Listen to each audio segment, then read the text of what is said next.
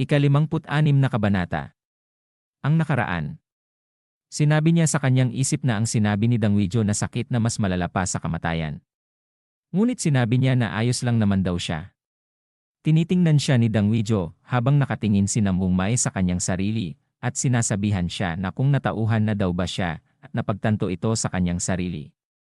Mukhang mararamdaman na daw niya ang epekto ng lason. Naglabas ng enerhiya sa kanyang kamay si Dangwijo at nakangiting sumusugod at sinasabi na tapusin na daw nila dito. At siya daw ay basura. Mabilis na sumalakay gamit ang kanyang palad. Naharang ni Namungmay ang ginawang paglusob ni Dangwijo. Nagulat at hindi makapaniwala si Dangwijo na napigilan ni Namungmay ang kanyang paglusob gamit ang kanyang enerhiya. Habang pinipigilan ni Namungmay ang kanyang ginawang paglusob ay nagtataka si Dangwijo at sinabi niya sa kanyang isip na ito daw ay kakaiba. Nagtatakang tiningnan ni Dangwijo si Namungmay sa muka at sinabi na bakit daw maayos pa daw ito pagkatapos gumamit ng kanyang key. Sinabi pa ni Dangwijo na parang gusto na daw tapusin ni Namungmay ito bago pa kumalat ang lason sa buong katawan niya, pero hindi daw yon gagana sa kanya. Mabilis na tumalon sa ere si Dangwijo at kinuha ang mga nakatagong armas. Nakaipit ang mga kunay sa kanyang daliri at sumugod ito ng dark falling rain. Parang ulan na bumabagsak ang mga kunay na patungo kay Namungmay na kanyang ikinagulat. Mabilis na iniwasan ni Namungmay ang mga kunay na bumabagsak. Nahawakan niya ang isa sa mga kunay at sa dulo nito ay may lason. Tinitigan ni Namungmay ang kunay na may lason at sinabi niya sa kanyang isip na sigurado daw talagang gumamit ng poison technique si Dangwijo. Sinabi pa sa isip ni Namungmay na marahil sa sandaling tumagos ang lason sa kanyang katawan. Tinitigan pa ng husto ni Namungmay at nasabi sa isip na masusunog daw nito ang sobrang yangki sa kanyang dansyan. Seryosong sinabi sa kanyang isip na pakikipaglaban sa lason sa mga lason. Ang paggamit ng lason upang mapuksa ang iba pang lason. Makikita ang mga kunay na nakatusok sa lupa. Nag-iisip at nagtataka habang nagugulat si Jipyong na nakatingin kay Kalbo at sinabi ni Kalbo na hindi daw niya ito magets. Tiyak na nagkaroon siya ng lason sa pag-atake ni Dangwijo, ngunit hindi siya nagpapakita ng anumang sintomas ng lason. Nag-aalalang sinabi naman ni Jipyong na kung walang sintomas ng lason, marahil ang kanyang big brother na si Namungmay ay may legendary 10,000 poisons immunity. Nagulat si Kalbo sa kanyang narinig. Ang 10,000 poison immunity ay isang katawan kung saan ang 10,000 uri ng lason ay hindi maaaring sumalakay. Seryosong ibinaling ang ulo ni Kalbo sa panunood sa laban at sinabi na wala namang kasense na meron siyang 10,000 poisons immunity. Pero sana daw nga ay meron siya. Sinasabi niya ito habang nanunood silang dalawa sa labanan ni Namungmay at Dangwijo. Seryosong nakatayo na nanunood si Gurong Sogo at mahinang nagsasalita na ito daw ay kahanga-hanga. Makikita ang antidote na hawak ni Gurong Sogo at sinasabi niya ng pabulong na naghanda pa daw siya ng antidote kung sakaling siya daw ay malalason. Naisip ni Gurong Sogo na siguro daw ito ay gawa ni Mr. Guimyondok. Ngumingiting sumugod si Dangwijo at sinabi na siya daw ay medyo matatag para sa isang basurang katulad niya. Sumugod si Dangwijo at ang kanyang kamay ay may enerhiya at lumiliwanag ang mga mata. Mabilis na humakbang si Namungmay at sinabi niya linya daw niya yon. Nagulat si Dangwijo nang sasabayan siya ng suntok ni Namungmay. Nagkrus ang kanilang kamay na parehong tumama sa kani-kanilang muka. Tumalsik si Dangwijo ganun din si Namungmay. Pagkatapos ay nagkatinginan sila at si Dangwijo ay sumuka ng dugo. Pinupunasan ang dugo sa bibig at naiinis na sinabi nito na tinamaan siya ng poison technique ko pero hindi nawawala ang momentum niya. Tiningnan niya si Namungmay at ito ay naglalabas ng enerhiya. At sinabi pa niya na paano daw iyon nangyari. Nakangiti at namumula ang mata ni Namungmay at naglalabas ng maraming enerhiya. Mabilis na sumugod si Namungmay kay Dangwijo at pinaulanan ng suntok niya ito. Nagulat sina Kalbo at Jipyong sa kanilang nakita ganun din ang mga Power Rangers. Tumatama ang mga suntok ni Namungmay kay Dangwijo at sinabi ni Dangwijo sa kanyang isip na ang poison daw ba niya ay hindi gumagana sa kanya. Habang tumama ang suntok ni Namungmay sa pisngi ni Dangwijo ay napasabi si Dangwijo sa kanyang isip na paano daw ito naging posible. Pagkatama ng suntok ay tumalsik pababa si Dangwijo. Makikita ang muka ni Namungmay at nakatayo na naglalabas ng nag-aapoy na enerhiya. Nakaluhod sa lupa si Dang Wejo na sumusuka. Sinasabi nito habang nakaluhod na hindi daw ito maari. Siya daw pala ay may inihandang pagsugpo sa lason niya, kaya naman pumayag siya sa request niya na gumamit ng poison arts. Naalala pa niya noong bata pa sila na binubuli niya si Namong Mae at tinatawanan. Naiinis na sinabi pa niya sa kanyang isip na paano daw siya napunta sa posisyon ni Namong Mae. Tinitigan ang mga kamay niya kung saan andun ang lason na nasa maliit na bote. Sinabi niya sa kanyang isip na kung ganun daw papatayin niya daw siya ng heat death poison na isa sa 8 malalaking lason ng pamilya Dang. Tumawa ng kakaiba si Dang Wejo na puno ng bangas ang muka. Ang heat death poison isang lason na nakuha mula sa isang alupihan na may 2 ulo. Ang lason ay kumakalat sa mga ugat sa buong katawan sa sandaling ito ay mahawakan. At kung hindi na inom ang antidote sa loob ng 2 oras, mamamatay ang taong natamaan. Isa ito sa 8 malalaking lason na naa-access lamang ng young master ng pamilya Dang. Kinuha na ni Dang Wejo ang lason na heat death poison na nakatago sa kanyang braso. Si Dang Wejo ay nag-iba ang inilalabas na enerhiya at ito ay naging kulay itim. Nagtataka si Namong Mae at sinabi niya sa kanyang isipan na ang kapaligiran daw ay biglang nagbago. May hawak si Dang Wejo at ito ay kanyang ibinato sa lupa. Dahilan ng pagsabog ng makapal na usok. Habang nanunood si Gurong Sogo ay nasabi niya na yon daw ay isang poison fog.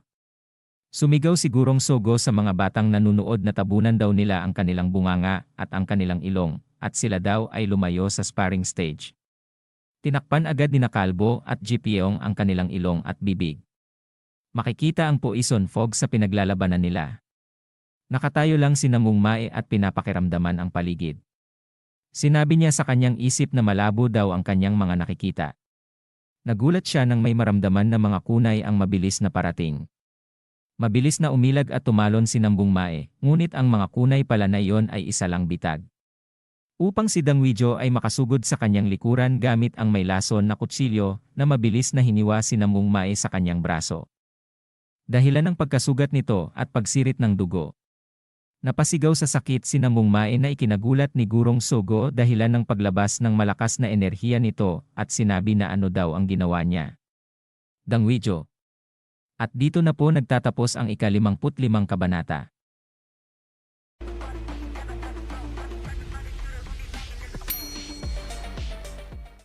Ika-57 kabanata.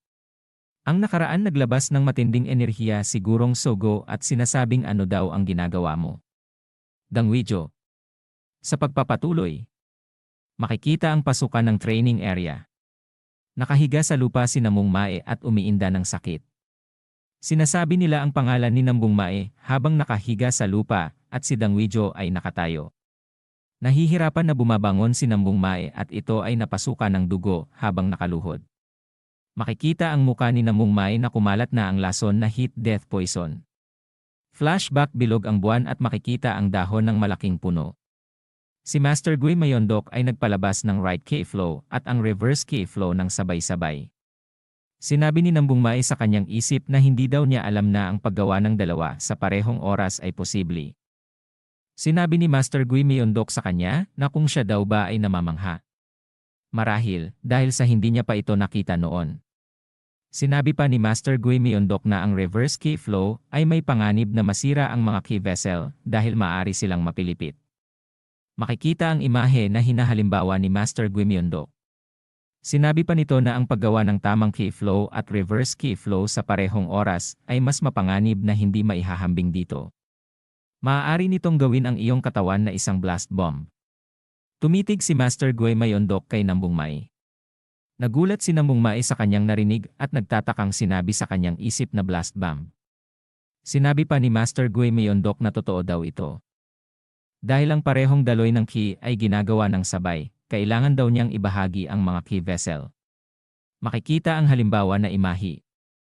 Magkaiba daw sila, kailangan nilang maging isa nang hindi nakikipag-ugnayan sa isa't isa. Sinabi pa ni Master Gui Mayondok na hindi dapat magkaroon ng isang pagkakamali kahit isang sandali. Sinabi ni Namong Mae kay Master Gui Mayondok na kung gayon pag nagkamali daw siya, siguro daw at biglang si Master Gui Mayondok ay makikita ang muka nito na sinasabi na bhum. Siya daw ay sasabog. Ipinaliwanag at sinabi pa ni Master Gui Myeondok na sa punto kung saan ang right K-flow at ang reverse K-flow ay gumawa ng isang contact, ang K-vessel ay sasabog. Ngumiti ito at sinabi na ngunit huwag itong mag-alala. Masayang sinasabi ni Nambung Mae na sinasabi daw sa kanya ni Master Gui Myeondok ito daw ay magiging posible dahil tutulungan daw siya nito. Sinabi ni Master Gui Myeondok kay Nambung Mae na may pilyong muka na naghanda kasi daw siya ng karayom at gamot kung sakaling sumabog ang katawan niya. Nagtayuan ang mga balahibo ni Nambung Mae at sumigaw na ano talaga ba? Na inaabangan nito na ang katawan niya nasasabog. Nagulat si Nambung Mae nang makita niya si Master Gui Myeondok na nagseryoso at tinitingnan siya ng kanyang lumiliwanag na mga mata at sinasabi niya na tapos. Ano pa ba daw ang dapat niyang gawin? Nangingilig ang boses ni Nambung Mae at sinasabi niya kay Master Gui Myeondok na gayon paman, dahil napagdesisyonan kong matuto ng maayos, pakiusap na maunawaan ko pa ito ng mas malalim.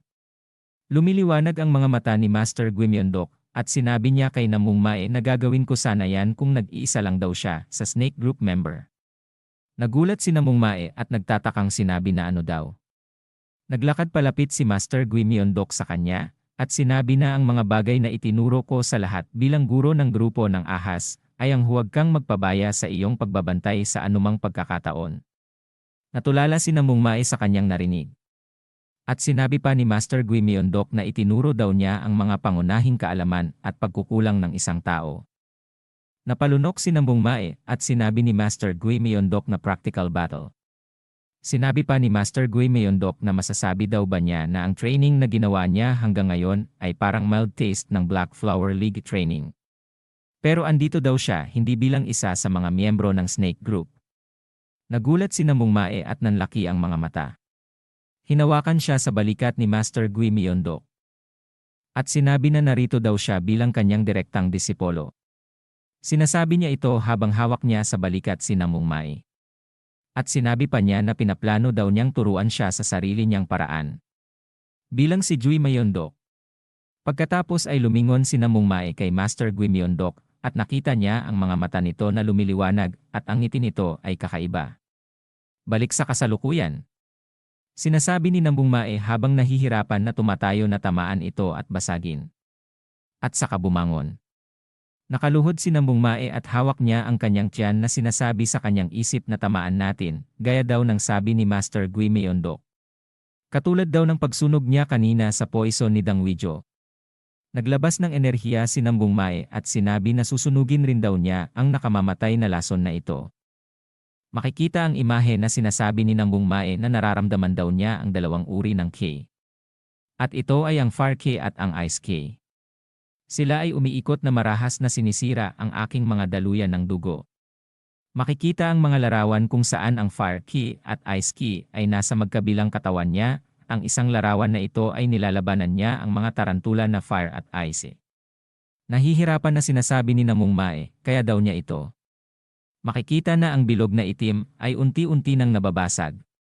At sinabi pa niya na susunugin daw niya ito lahat at biglang tuluyan nang nabasag ang bilog na itim. Mabilis na tumalon si Gurong Sogo papunta kay Dang Wijo at lumiliwanag ang mga mata na tinititigan niya si Dang Wijo na ikinagulat nito. Hinawakan sa kuhilyo si Dang Wijo ni Gurong Sogo at sinigawan na sinabi nito na ikaw na pilyong tarantadong bata.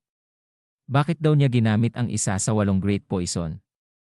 Lumiliwanag na sumisigaw si Gurong Sogo na balak daw ba niyang patayin ang kapanalig niya mula sa Just Faction. Sinabi ni Dang Wijo kay Gurong Sogo habang hawak pa rin siya sa kuhilyo na magiging okay din daw ang lahat kung kukuha siya ng antidote sa loob ng 2 oras.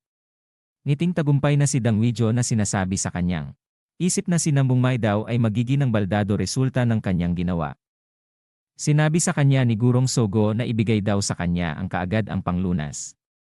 Ang sparring daw nila ay dito na magtatapos. Tahimik lang na hindi sumasagot si Dang Wijo.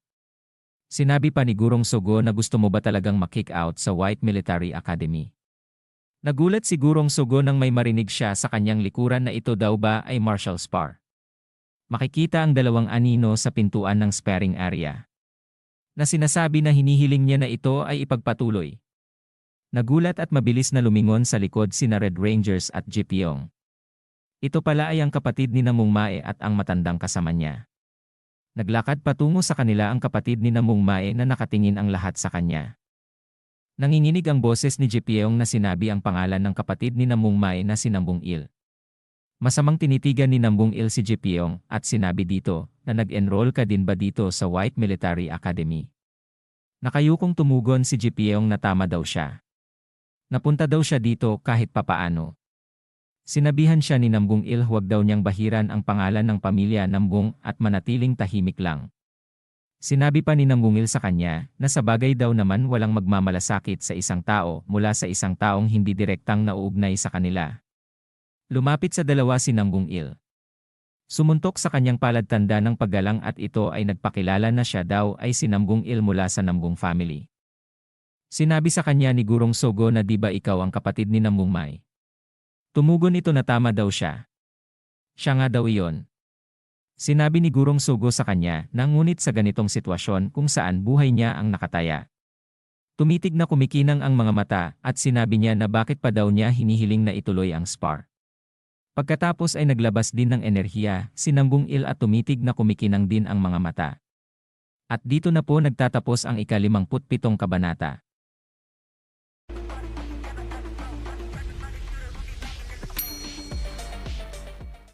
Ika-58 kabanata. Ang Nambong family ang pinakamahusay na pamilya sa espada sa 5 malalaking pamilya. Sila ang nanguna kasama ang 10 dakilang sekta sa Orthodox Demonic Great War. At pinatunayan ang kanilang sarili. Ang pinuno ng pamilya Nambong na sina Magungjo ay nakakuha ng kaliwanagan habang nararanasan niya ang digmaan at naging master ng Unrestrained Realm. Ang Unrestrained Realm ay nahahati sa maaga, huli, at sukdulan. Siya ay umabot sa huling yugto. At siya ang kinikilalang pinakamalakas kumpara sa lahat ng mga nakaraang heads of the family. At sa kapangyarihang iyon, ginawa niyang kapantay ang pamilya Nambong sa 10 dakilang sekta. Balik kay Gurong Sogo at Nambong Il na parehong naglalabas ng matinding enerhiya. Habang tinitingnan ni Gurong Sogo si Nambong Il ay nasabi nito sa kanyang isip na ito daw ay ang kanyang junior pero ang lakas ng ki niya mahahalin tulad na sa kanya, si Nambong Il naman ay pinagmamasdan lang si Gurong Sogo. Nagulat na sinabi ni Green Rangers na si Nambong Il daw ang nanalo sa huling Small Dragon and Phoenix Contest na kilala na ngayon na White Military Contest. At ito daw ay hindi nagpapatalo ng lakas sa Dog Group Teacher. Sinabi naman ni Yellow Rangers na siya daw talaga ay napakalakas. Sinabi ni Red Rangers na ang lakas daw nito ay parang isang malakas na apoy. The young master of Nambong family Nambong Il. Nakatayo at pinapanood ni Red Rangers si Nambong Il. Si Gurong Sogo ay inilipat ang tingin kay Nambong Mae na nakahandusay pa rin sa lupa na puno pa rin ang lason ang katawan. Tinanggal na niya ang kanyang enerhiya at sinabi nito na hindi daw ito ang oras para magtalo daw sila. Sinabi pa ni Gurong Sogo na kailangan daw nilang mabilis na kunin si Nambong Mae at bigyan ng antidot at ilipat siya sa pagamutan. Sinabi ni Nambong Il kay Gurong Sogo na ang Nambong family ay ang pinakadakila sa 5 dakilang pamilya. Isang pamilya sa kalangitan na nagbubukas ng daan patungo sa langit. Sinabi pa ni Nambong Il na kung si Nambong Mae daw ay namatay ng marangal sa gitna ng martial spar, kung gayon siya daw ay ipagmamalaki ng pamilya. Nagulat si Jepiong at Kalbo sa kanilang narinig pati na ang mga Power Rangers. Napahinga ng malalim si Gurong Sogo at sinabi sa kanyang isip na hindi rin daw normal ang si Nambong Il. Ito daw ang problema sa 5 great families.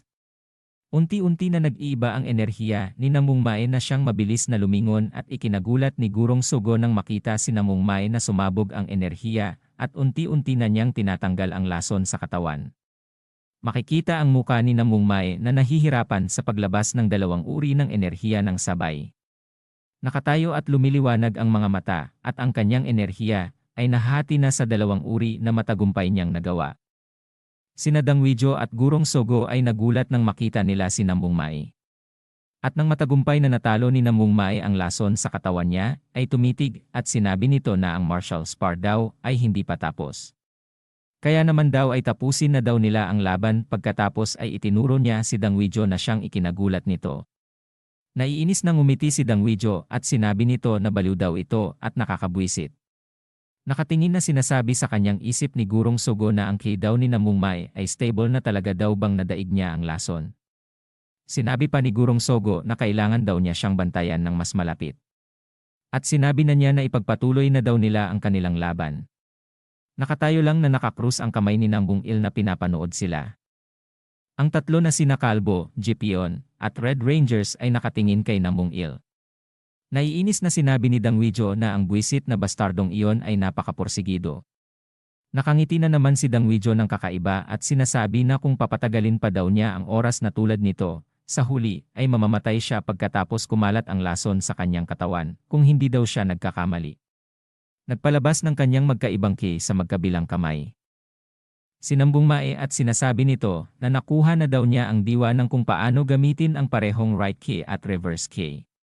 Biglang nagulat siya nang makita niya ang kanyang panganay na kapatid. At sinabi niya sa kanyang isip na kailan pa daw andito ang kanyang big brother. Na tinitingnan pa rin ni Jipion at Red Rangers. Naalala pa ni Nambung Mae ang sinabi nito noong bago pa siya pumunta sa White Military Academy. At sinasabi nito na lahat ng iyong mga salita, kilos, at kakulangan ng mga kasanayan sa White Military Academy ay magiging isang kahihiyan sa ating pamilya. Bumalik daw siya ng kusang loob pagkatapos ng 3 buwan. At natapos na ang maiksing flashback na sinasabi ni Nambung Mae na kaya naman daw pala kung bakit andito siya. 3 buwan na pala ang nakalipas. Huminga siya ng malalim at sinabi niya sa kanyang sarili na kailangan daw niya magpakitang gilas sa kanyang panganay na kapatid. Magkaharap na muli ang dalawa at parehong lalabas ng kanya-kanyang enerhiya. Mabilis na tumalon si Nambung Mae at ang dalawang kamay niya ay may magkaibang ki na inilalabas. At sinasabi sa kanyang sarili na hindi na daw siya ang dating mahina. Mabilis na nawawala at sinabi ni Dangwijo sa kanyang isip na sige lumapit lang siya. At siya daw ay tatakbo lang para tumagal ang oras. Mabilis na tumakbo sa kanyang gilid si Dangwijo habang sumugod si Nambung Mae. At sinabi na hulihin daw siya niya kung kaya niya at gumawa ng Poison King Stride upang mas bumilis pa ito sa pagtakbo. Masyang nakangiti si Dangwijo na mabilis na tumatakbo. Biglang si Nambung Mae ay mabilis na napunta sa kanyang harapan na susuntukin na si Dangwijo. Sinasabi nito habang susuntukin na niya si Dangwijo na papatunayan daw niya ang kanyang pag-iral. Nag-aapoy ang mga mata at tumama sa muka ang suntok niya kay Dangwijo. Sa lakas ng pagkasuntok ay tumalbog ito sa lupa at umikot sa ere. Hindi pa nakakatayo si Dangwijo ay may lumiliwanag na mata na anino ni Nambung Mae sa kanyang harapan. Sinasabi niya sa kanyang isip na hindi. Bilang tanga ng pamilya Nambung pero bilang siya daw. At pinaulanan na niya si Dangwijo ng suntok. Nagulat si Gurong Sogo pati na sina Green Rangers at Blue Rangers. Habang seryosong pinapanood lang siya ng kanyang kapatid na nakakrus ang mga kamay sa kanyang katawan. Nanlaki ang mga mata at sinabi ni Kalbo na ang ki na yon daw ay kapareho noong si Nambung Mae ay nawala sa sarili noong huli niya itong nagamit. Seryosong naiisip ni Kalbo na pero ito daw ay iba sa nakaraan. Nalipat kay Master Gui Mayondok na nagsatsaa at may napansin siya. Tumingin sa malayo habang hawak ang tsaa at sinasabi niya na natutunan na niya ito. Ibinaba ang tsaa sa lamesa at sinabi niya na ito ang dahilan kung bakit hindi daw nila mapagkatitiwalaan sa pagsusuri ang mga pamilya. Humarap sa bintana si Master Gui Mayondok at sinabi na paano matatawag na tanga ang ganyang bata. Lumipat ang eksena sa bagbakan ni Nambung Mae at Dangwijo. Naghahanda na muling sumuntok si Nambung Mae. Gayon din si Dangwijo. Mabilis na tumama sa muka ni Dangwijo ang suntok ni Nambung Mae sa lakas ng tama ay halos mawalan na ng malay at napasukan ng dugo. Binubulong at sinasabi niya sa kanyang sarili na siya daw ay matatalo na. Sinasabi pa niya habang pabagsak na ito daw ay napaka-imposible na matatalo siya sa basura si Nambung Mae. Binubulong pa at sinasabi na ang lason, kailangan daw niyang gumamit ng lason. Ang kailangan lang daw niya ay gumamit ng napakalakas na lason. Biglang may isang suntok na naman ang tumama sa kanyang muka at napaaray sa sakit. At sinabi pa niya na siya daw ba talaga si Nambung Mae. Tinitigan niya si Dangwijo habang nakahanda pa rin ang kanyang kamao na may right key. Sinabi pa ni Dangwijo na sino ba talaga siya. Papikit na si Dangwijo at sinasabi niya na ano ka ba. At naputol na ang pagsasalita at bumagsak na sa lupa at nawalan na ng malay. Nakatayo sa paanan si Nambung Mae ni Dangwijo habang walang malay. Sinabi niya dito na siya daw ang disipolo ni Gui Mayondok na si Nambung Mae habang ang kamay niya ay puno. ng dugo na tinititigan niya si Dangwijo na walang malay. At dito na po nagtatapos ang ika-58 kabanata.